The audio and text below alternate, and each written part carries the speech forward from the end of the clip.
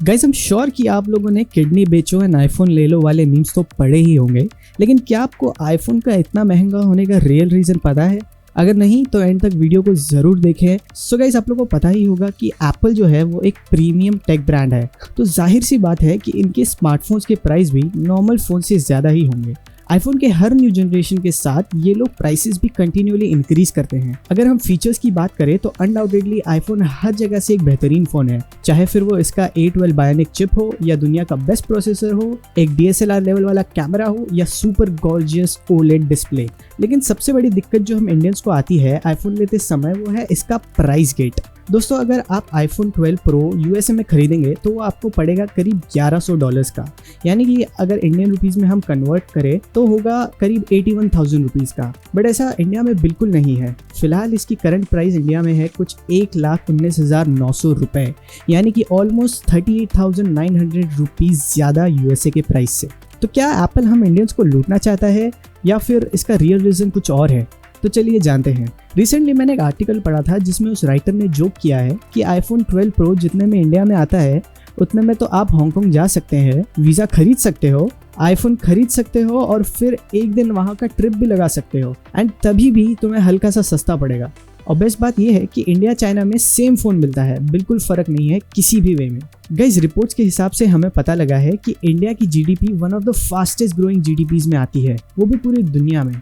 इसका मतलब ये है कि इंटरनेशनल कंपनीज को 1.3 बिलियन पोटेंशियल कस्टमर्स से भरा भरा मार्केट रेडीमेड मिल जाता है। इसका एग्जांपल हम उबर, गूगल और अमेजोन जैसी कंपनीज में देख सकते हैं, जो कि इंडिया में काफ़ी सक्सेसफुल रही है। बट हैरानी की बात यह है कि एप्पल जैसी $1 ट्रिलियन कंपनी कहीं भी नज़र नहीं आती। गाइस, फिलहाल एप्पल जो है वो ऑफिशियली इंडिया में कोई भी नए प्रोडक्ट्स मैन्युफैक्चर नहीं करता। वो इंडिया में अपने प्रोडक्ट्स चाइना एंड ताइवान जैसी कंट्री से इंपोर्ट करता है एंड देन अपने मैसिव चेन ऑफ रिटेलर्स के थ्रू सेल कर देता है। अगर प्रैक्टिकली देखा जाए तो एप्पल के लिए इंडिया में बिजनेस करना बहुत प्रॉफिटेबल है, क्योंकि यहाँ का लेबर फोर्स चाइना और ताइवान, जो कि एप्पल की दो सबसे बड़ी असेंबली लाइंस है, उनसे काफ़ी चीप है। एंड जो हमारे देश की जनता है वो आईफोन को खरीदने के लिए काफ़ी एक्साइटेड भी रहती है। आपने देखा ही होगा इंडिया में एप्पल डिवाइसेस का इतना ज़्यादा प्राइस होने के बावजूद भी यहाँ पर उनके प्रोडक्ट्स काफ़ी बड़े मार्केट में बिकते हैं। तो ऐसा क्या है जिसने एप्पल को इंडिया में अपना बिजनेस लॉन्च करने से रोक रखा है? दरअसल कोई भी फ़ोन या गैजेट होता है वो सैकड़ों पार्ट्स को मिलाकर बनता है, और ये एप्पल के डिवाइसेस के लिए भी सेम है। सबसे हैरानी की बात यह है कि एप्पल जो है वो करीब 700 से भी ज़्यादा सप्लायर्स, जो कि 28 कंट्रीज़ में सिचुएटेड है, उनसे अपने पार्ट्स मंगवाता है और फिर उन्हें मेनली चाइना एंड ताइवान में असेंबल करवा देता है। तो अब आप लोगों को लग रहा होगा कि इसमें क्या दिक्कत है, ये सारी चीज़ें तो हम इंडिया में भी करवा सकते हैं, लेकिन अनफॉर्चुनेटली इंडिया में ऐसा नहीं हो सकता।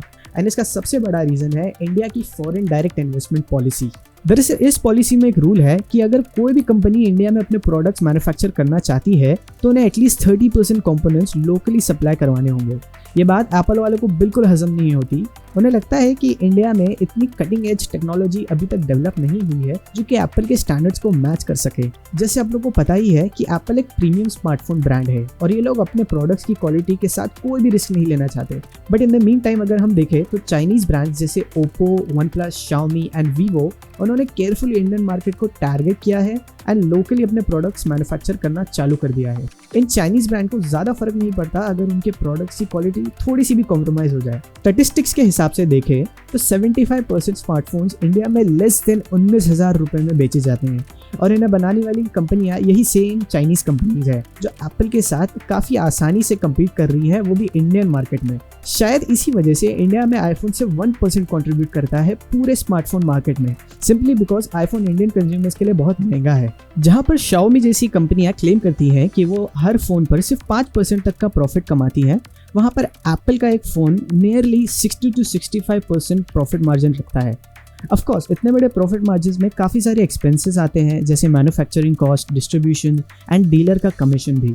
बट आई थिंक ये सेफ है कहना कि एप्पल अपने आईफोन्स बेचकर काफ़ी ज़्यादा प्रॉफिट जनरेट करता है, भले ही वो US में हो, चाइना में या फिर इंडिया में ही क्यों ना हो। तो गाइस, लेट्स कैलकुलेट कि अगर हमें एक आईफोन 12 प्रो जिसका USA में प्राइस $1,100 है, वो इंडिया में कितने का होगा। तो हम पहले ऐड कर लेते हैं इंपोर्ट ड्यूटी जो कि फ़ोन पर लगेगी, वो है around 20% plus 10% service welfare tax लगेगा चार्जर वगैरह जैसी एक्सेसरीज पर। तो अभी जो टोटल इंपोर्ट ड्यूटी लगनी चाहिए वो होगी अराउंड 22%। सो अगर हम कैलकुलेट करें तो $1100 पर 22% तो वो होगा $242। इसके बाद हमें ऐड करना होगा हमारा GST जो कि है 18%। अब अगर $1100 पर हम 18% कैलकुलेट करें तो वो होगा अराउंड $198। तो अभी जो टोटल प्राइस हमें दिख रहा है वो है अराउंड $1540, जिसे हम इंडियन रुपीज़ में कन्वर्ट करेंगे तो होगा 1,14,168 रुपीज़।